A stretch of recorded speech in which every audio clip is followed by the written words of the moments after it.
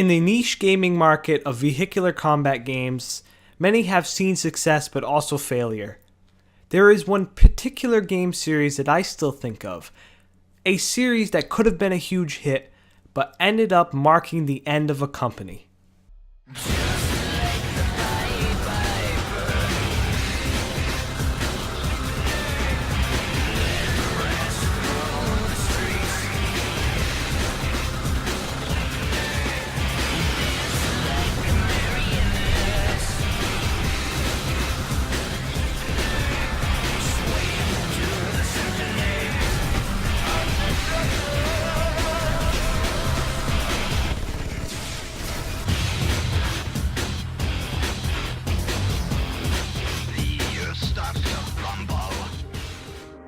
When you think of a vehicular combat game, you think Twisted Metal, Carmageddon, Interstate, and Vigilante 8, just to name a few.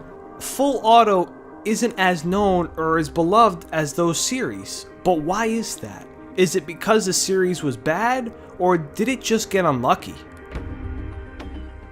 Full Auto was a vehicular combat video game series from 2006 to 2006. 3 games were released. Full Auto on February 10, 2006, only for the Xbox 360. Full Auto 2 Battlelines on December 7, 2006, only for the PlayStation 3, and a spin-off PSP game with the same name. To make it easier for me and you, in this episode I will refer to the game series as Full Auto, the first game as Full Auto 1, the second game as Battlelines, and the PSP games as Battlelines PSP. In 2004, Microsoft was looking for studios to try their new XNA software. Pseudo Interactive, after losing funding from Sega Japan, were willing to try out the software. Microsoft was very interested, knowing that the studio had previously specialized with in-game physics. As stated on Pseudo Interactive's website, created for Microsoft to show their XNA initiative at GDC and E3 2004, these 2 demos offered Pseudo the chance to fully expose the power of their technology and their penchants for destruction. We've talked a lot about the power of software, and I think it's pretty evident in the current generation of console gaming. But what about tomorrow when all the rules change? Again, the answer is going to be software. Remember these 3 letters, X and A. Through X and A, which we announced a few weeks ago at the Game Developers Conference, we're collaborating with the world's best development partners in the industry. And together, we're creating a software development platform that spans Windows and Xbox. For the developers, X and A provides a great software platform and tools that allow them to make great games at a development cost that makes sense. Now, for gamers, all they need to know about XNA is that they're going to be floored with incredible next-generation graphics, next-generation sound, next-generation live play, and the best part is, it's going to play on next-generation devices.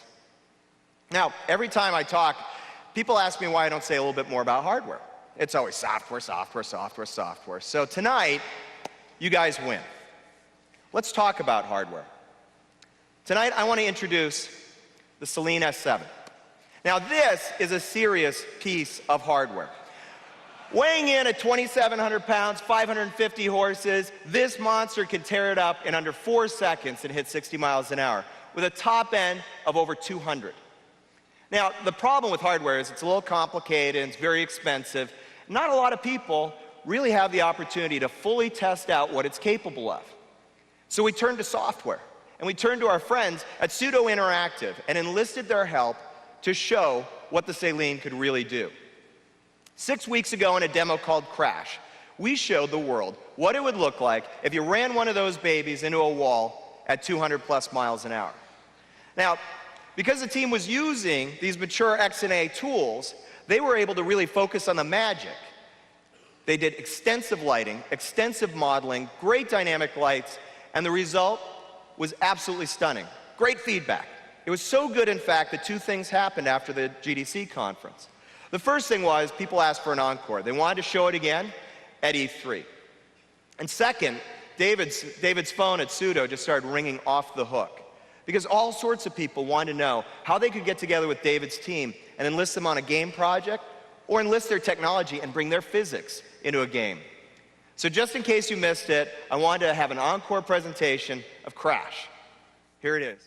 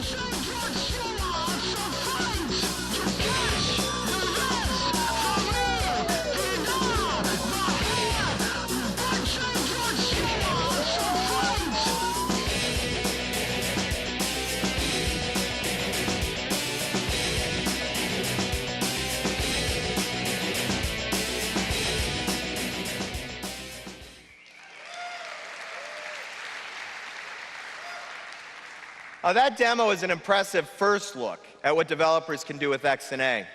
But it gets better, because not only is XNA good, it's fast. In the last 6 weeks, since GDC, Pseudo was able to take Crash to the next level, and the difference is dramatic. So what I want to show you tonight is what we call Crash Reloaded. And I want you to remember that just 6 weeks separate these two different demos.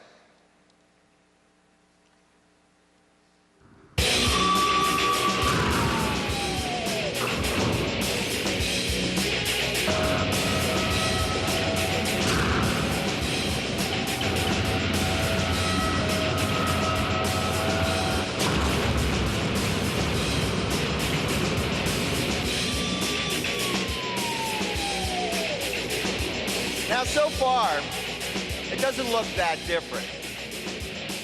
You might think, well, gee, David, the best you could do is make the car green. But really what David and the team did was they added the green car.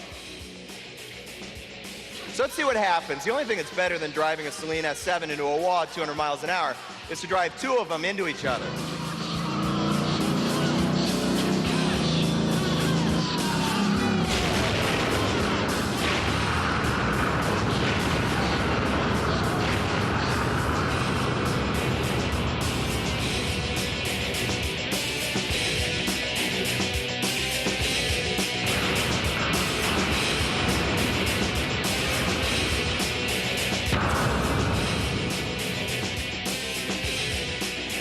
With meaning, with feeling this time.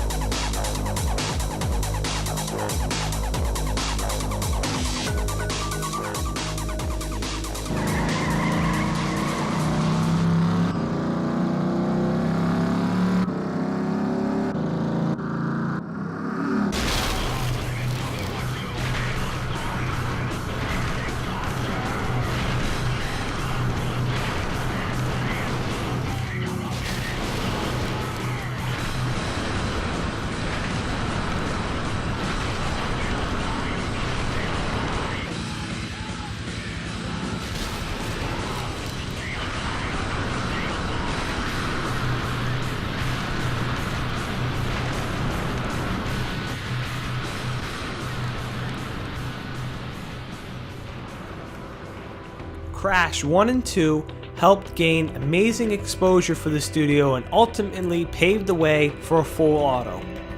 At that time, David Wu made a bold comment about their planned upcoming game, stating, "I don't know if I can tell you too much about it, but we're looking at basically the most destructive racing game ever." What he predicted was absolutely right.